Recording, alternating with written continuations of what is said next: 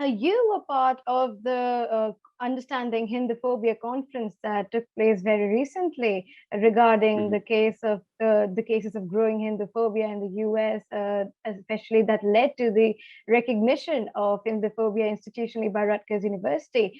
So, Yeah. firstly, how do we address this anti-Hindu attitude that is now on the rise in the States, and what could you tell us about this experience of yours in the conference, and how did it feel that this ultimately led to the institutional recognition of Hinduphobia? Yeah, it was a great. I felt very honored to be a part of it. I felt very underqualified because I think the other speakers were very like esteemed scholars, and I was just like some random guy on Twitter. I felt like, but I felt very privileged to be a part of it, and it was a lot of fun presenting the work, the Hindu history work, and I'm very happy that the student group, the student organization, I think it was like the student senate or whatever. I'm very happy that they recognized the definition that was provided. It was very satisfying, and that's a blueprint exactly for how action should be coordinated going forward. I mean, this was a totally grassroots thing, right? Like organized by students at the university, who were just like relentlessly highlighting this issue and drafting this definition. I mean, this is exactly how it should be done. So I think I'm so impressed with these Gen Z students. I mean, I'm a little bit of I'm a millennial. I'm a little bit older. My generation, I think, is pretty indifferent to these issues. But through Hindu history, I've gotten the opportunity to interact with a lot of the Gen Z students.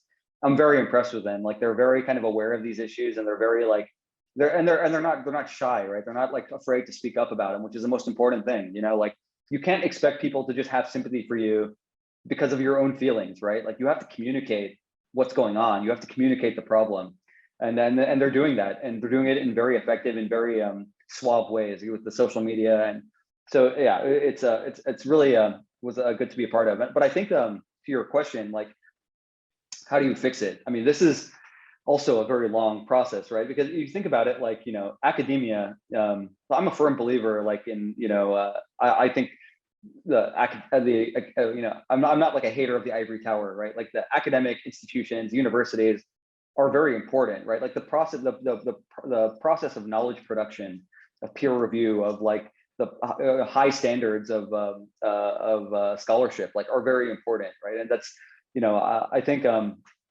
as Hindus, I think we should always defend that academic freedom and and scholarship, and these are something that's so rich in our own tradition, in our own culture, right?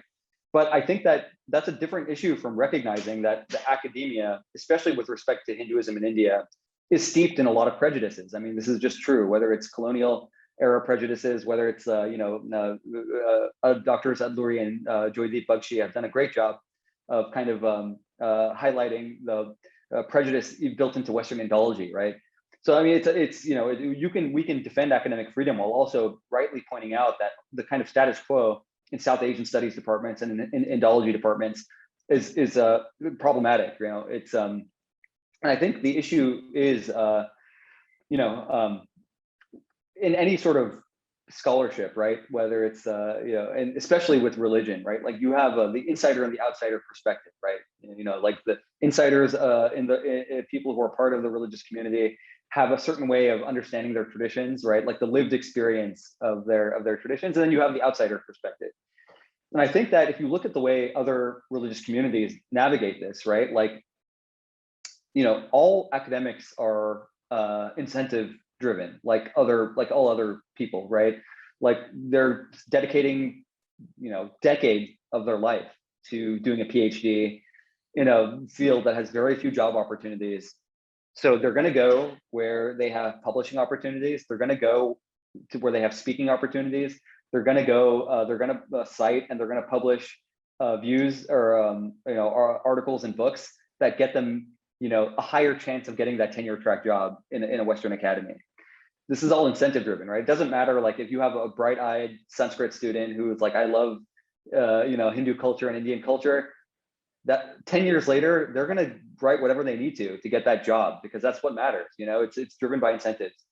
So this is a game that we're not playing, right? So if you look at how other religious communities go about doing this, right? Like they fund scholarship programs. They fly scholars to academies, in whatever other country, maybe like Italy or the Middle East, where they study under practitioner scholars, right? People who are insiders but are conversant with the outsider perspective.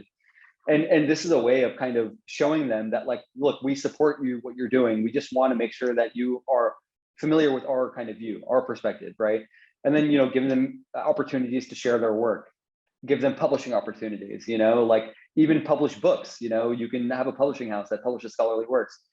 So, I think that Audrey Truschke, right? I mean, she's a particularly egregious example, but she's a symptom, right? She's ultimately a symptom of a greater problem, which is that the system of academic study around India and Hinduism rewards scholars like that, and until you change the underlying incentives, I don't think that things are going to change in any sort of fundamental way.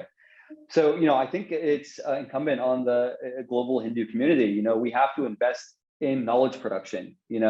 We have to invest in scholarship. We have to invest in manuscript preservation. We have to invest in getting, and this isn't about, people also like get very defensive about like, Westerners studying this stuff. It's like, look, there's only so many people in the world who are willing to dedicate their lives to this. There's only so many people in the world who are willing to study Sanskrit for 12 years or whatever before they get a job. We can't worry about, is this person from India, or are they like, what is their, no, like you have to just find the scholars early on and extend that helping hand of support to them and show them like, look, like we appreciate that you're interested in these subjects, like, come to our academy, come to our institute, spend some time with practitioners and understand how we see these things. So then you'll be more sympathetic to our perspective. But there's no substitute for that, I think. India ultimately, like, hopefully as India grows and gets richer, they'll establish better universities. I mean, from what I heard, like the state of kind of higher education research, especially in the humanities in India, I don't think is very good. So, that's something that has to be invested in, and that has to, there's no substitute for it. Rightly said. And changes are being made. Recently, there was a drastic change that was made in the UGC syllabus by the Indian government.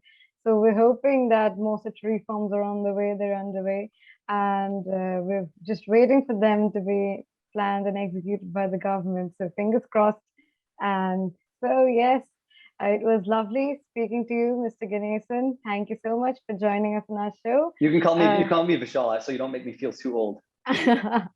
All right then, Vishalji, it was lovely speaking to you. You have some wonderful insights on Hindu history in the US and the relations with American sociopolitics. Very astute observations you have made for our viewers to listen to consider, because these kinds of viewpoints are not really in the mainstream in the Indic discourse, and that's why we felt that a voice like you was very key to this narrative that we are building, to consolidating the Indic worldview, because we need to understand that there is a plethora of views that do exist. However, to sort of organize them, we need to have voices from every side of the spectrum, from every point of the spectrum.